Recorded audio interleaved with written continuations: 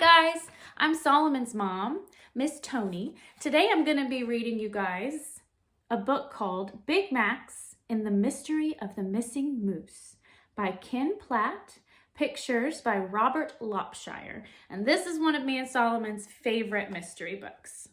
Are you ready? Here we go.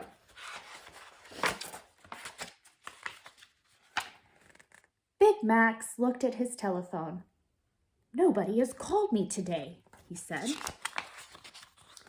"No wonder. The wind blew my sign over. There, that'll do it." Then the telephone rang.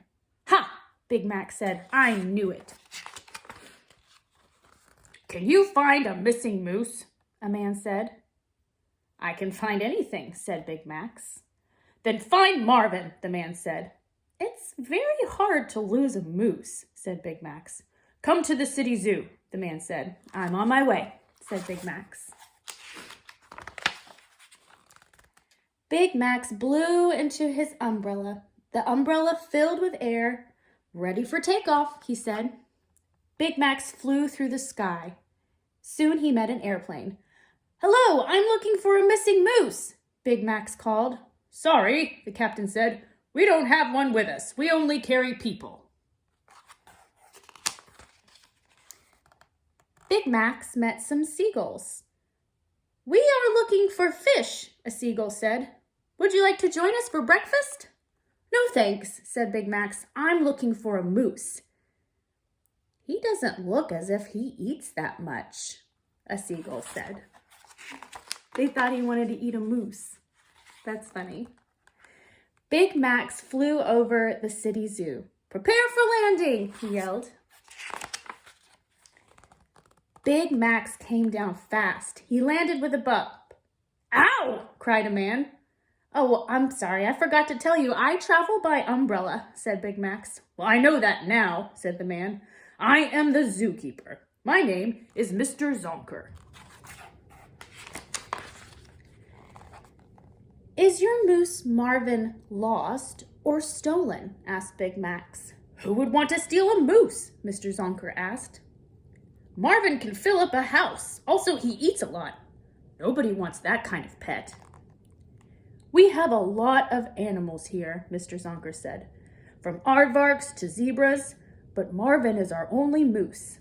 "I will find him," Big Max said. "This is Marvin's cage," Mr. Zonker said. "Right near the hot dog stand." "I love hot dogs," said Big Max. "So does Marvin," Mr. Zonker said. "He likes his with plenty of mustard." "Me too," said Big Max. Marvin's cage is still locked. "And these bars are not bent, so Marvin did not slip out of here." "Marvin likes to jump," said Mr. Zonker. "A moose cannot jump this high," said Big Max. "When did you see Marvin last?" "Yesterday," Mr. Zonker said. "No footprints either," said Big Max. "Marvin has found a new way to be missing." "You're telling me," Mr. Zonker said. Said Big Max. "I see peanut shells here. Marvin loves peanuts." "That can be a clue," said Big Max. "Where did Marvin come from?" asked Big Max. "He came from way up north, from Moose Land," Mr. Zonker said. Said Big Max. Suddenly, they heard "Roar." "What is that?" Big Max asked. "My lions are getting nervous," said Mr. Zonker. "They don't like balloons on windy days like this." "Well, I don't see any balloons," said Big Max. "The balloon man is over there," the zookeeper said. "He fills balloons with air and sells them to the children." "That's very nice," Big Max said. "Not for my lions," Mr. Zonker said. "They hate balloons." "How did Marvin feel about balloons?" asked Big Max. "Oh, he loved them," said Mr. Zonker. "I like to see the happy children," said Big Max. "They won't be happy long," said Mr. Zonker. "Watch." The children waved the balloons and showed them to the lions. The wind blew harder. It blew the balloons away. "Come back!" the children yelled. The lions jumped at the balloons. Some tried to eat them. Pop, pop, pop, pop. The balloons broke. The children cried, and the lions began to roar. Roar. Marvin never got mad, said Mr. Zonker. He loved children. Big Max looked at Marvin's cage. It was full of balloons. "Ha!" said Big Max. "I know how he did it. Come quickly." "No case is too hard if we look and think." "If you don't find Marvin, I will lose my job. That's what I think," said Mr. Zonker.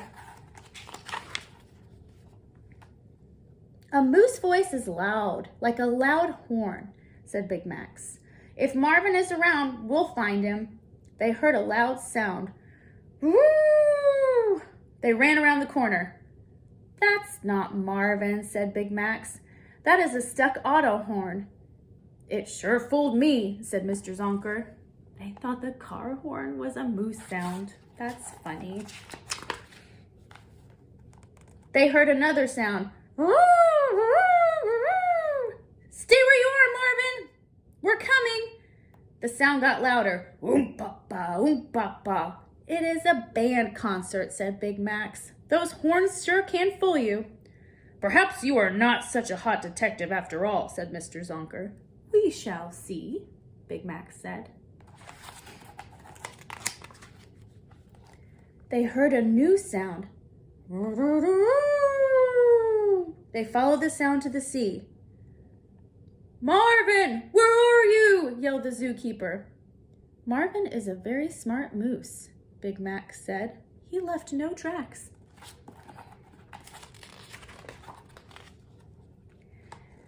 They heard, "Roo!" Big Max found a boat. "Follow that moose," he said. "Aye, aye, sir," said the skipper. Fog rolled in. The air looked like pea soup. "Marvin, are you there?" Mr. Zonker shouted. They heard the sound again. This time it came from the left. "Marvin!" Mr. Zonker yelled. "Stay put!" The sound came from the right. "Marvin, stop horsing around," Mr. Zonker said. The fog lifted. "We were fooled," said Big Max. "A moose has a foghorn voice, but these were all real foghorns." The fog rolled in again. Crunch! "We get off here," said Big Max. "Where are we?" asked Mr. Zonker. "We are here," said Big Max.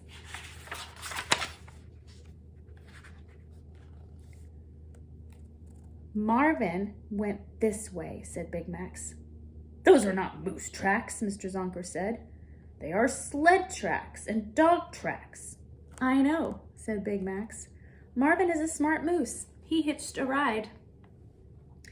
Big Max rented a dog team and a dog sled. "Mush!" said Big Max. "Marvin, I'm freezing," Mr. Zonker cried. "How could you do this to me?" "This is a frozen lake," said Big Max. "Marvin went this way." "How do you know?" asked Mr. Zonker. "Because of that big hole," Big Max said. "Marvin and the sled were too heavy. They fell through the ice. There was a funny sound. Crack! Big Max and Mr. Zonker fell through the ice." "That is how Marvin did it," said Big Max. "You are a great detective," said Mr. Zonker. They made a fire to keep warm. "Poor Marvin," Mr. Zonker said. "He must be frozen stiff." Big Max stood on a hill of snow. "Let us think," said Big Max. "This hill is moving right now. Hills do not move. This hill is now as high as a polar bear," said Big Max. "It has teeth like a polar bear." "Roar!" said the hill. "There is more proof," Big Max said. "We're looking for a moose, not a polar bear." "Moose are that way," roared the bear. They came to a forest. "Marvin must be lost," Mr. Zonker said. "Call him and see," said Big Max. Mr. Zonker yelled, "Marvin, where are you?" they heard a sound. It's Marvin, Mr. Zonker cried. Another case solved, said Big Max. Marvin, Mr. Zonker said, who are these other moose? This is my wife, Marvin said. These are my 2 young ones. Say hello to Mr. Zonker, family. He is my zookeeper. The moose said. This is Big Max, Mr. Zonker said. He helped me find you. The balloons gave me the clue, said Big Max. The balloons and the wind. The balloons of the children stuck in your antlers. The wind lifted you up and out of your cage. The balloons flew you to the water. When they ran out of air, you swam. You guessed it, said Marvin. But why did you do it, Marvin? Marvin played with the children at the zoo every day, said Big Max. He missed his own family. Yes, Marvin said, you guessed right again. You can bring your family to live at the zoo with you, said Mr. Zonker. What about hot dogs? Asked Marvin. All you can eat, Mr. Zonker said. We'll do it, said Marvin's wife. Hot dogs sound terrific. It's a deal, said Marvin. Big Max, how much is your bill for finding Marvin? Asked Mr. Zonker. If you don't mind, Big Max said. I'd rather be paid in hot dogs. I don't mind, the zookeeper said. Max took a deep breath. His umbrella took him up. See you back at the zoo, yelled Big Max, the greatest detective in the world. The end. Bye, everybody.